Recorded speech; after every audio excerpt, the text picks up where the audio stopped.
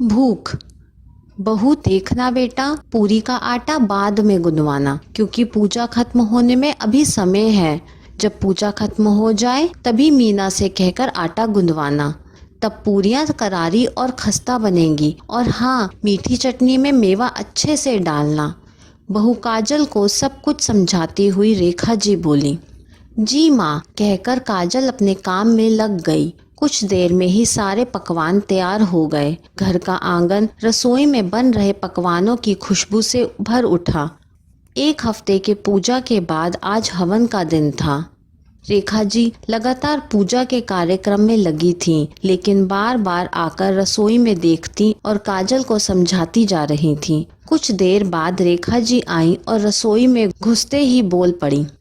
बेटा दिखाना तो क्या क्या तैयारी हो गई। काजल ने सारे पतीले खोल खोल कर दिखा दिए। मटर पनीर, पालक और बैंगन की सब्जी, बिना लहसुन प्याज के काजू ग्रेवी में छोले, आलू की कचौड़ी, बूंदी का रायता, खीर, खजूर की मीठी चटनी, मेवे वाले पुलाव, बस पूरी तलना बाकी था। सारे खाने दिखाते हुए काजल के मुंह में पानी आ रहा था। एक तो सुबह से भूखी थी, ऊपर से इतने स्वादिष्ट व्यंजन। मायके में तो माँ जानती थी उसके पेटूपन के बारे में, जानती थी कि अच्छे स्वादिष्ट भोजन देख उससे रहा नहीं जाता, लेकिन यह तो ससुराल है। सोचते हुए उसका चेहरा उतर गया। तभी पूजा खत्म हुई। पूरा परिवार आरती और प्रसाद के लिए गया। पंडित जी ने महाप्रसाद काजल और कार्तिक को साथ साथ दिया, मंगल कामना की और फिर पंडित जी लोगों का भोज शुरू हुआ। रसोई में काजल ने मोर्चा संभाला और परोसने में कार्तिक और माँ रेखा जी ने। बड़े अच्छे से पंडित जी लोगों का भोजन हुआ। फिर बारी थी रिश्तेदारों की। तभी रेखा जी ने बहू को निर्देश दिया, बेटा एक थाली में सब कुछ परोस कर मुझे दो। जी माँ कहकर काजल ने एक थाली में सारे व्यंजन परोस कर माँ के हाथों में दे दिए। रेखा जी लेकर चली गईं। कुछ देर बाद आई तो बोली, बेटा जा थोड़ी देर कमरे में आराम कर ले, मैं और मीना देखते हैं यहाँ सब कुछ। सुबह से लगातार खड़ी है और ज़रूरत होगी तो मैं तुम्हें बुला लूँगी। लेकिन माँ, बुआ जी, मामी जी और चाची जी सभी को खाना खिलाना है और वो लोग क्या सोचेंगे। बहू तू जा, कोई कुछ नहीं सोचेगा। और देख अभी सब बैठे बातें कर रही हैं, मैं भी कुछ देर वहीं बैठूंगी, तब तक तू अपनी कमर सीधी कर ले। हाँ बहुरिया जा, हम अभी नहीं खाएंगे, जा थोड़ा आराम करके आ जा, सुबह से रसोई में खड़ी है, बुआ सास ने कहा तो काजल निश्चिंत होकर कमरे में गई।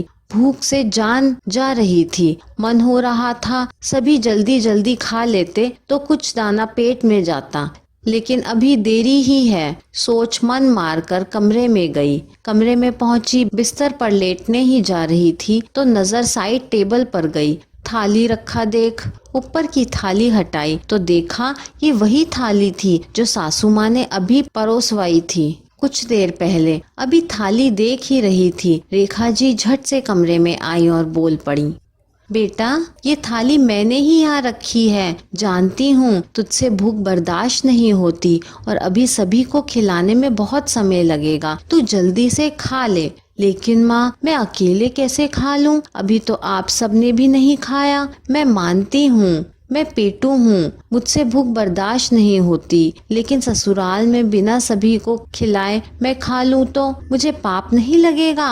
और आपको कैसे पता चला कि मुझे भूख लगी है, काजल ने पूछा तो रेखा जी बोल पड़ी, बेटा माँ हूँ, बच्चे भूख से कब व्याकुल होते हैं वो चेहरा पहचानती हूँ। सास हूँ तुम्हारी, लेकिन बेटी माना है तुम्हें तो क्या सिर्फ कहने के लिए।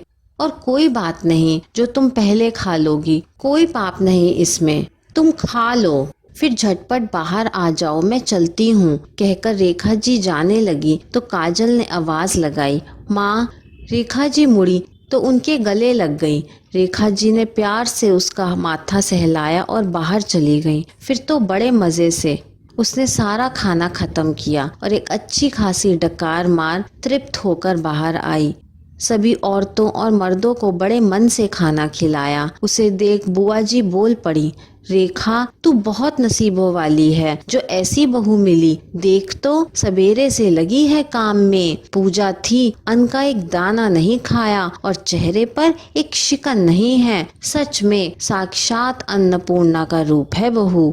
बुआ जी की बात सुन सास बहू ने एक दूसरे को देखा। आंखों आंखों में ही हंसी का फव्वारा छूटा। लेकिन फिर काजल भावुक हो उठी, सोचने लगी, बुआ जी, हाँ हूँ मैं अन्नपूर्णा, लेकिन आज इस अन्नपूर्णा को मेरी माँ ने पोषित किया है, संतुष्ट किया है, तभी पूरी संतुष्टि और भाव से सभी को मैं भोजन परोस कर खिला रही हूँ।